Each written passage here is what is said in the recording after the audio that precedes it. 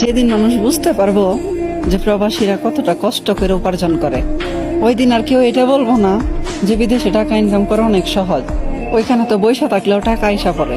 কিন্তু ওই টাকাটাই উপার্জন করতে একটা মানুষের কতটা কষ্ট করে, কত কথা শুনে, কত কিছুই না সহ্য করে।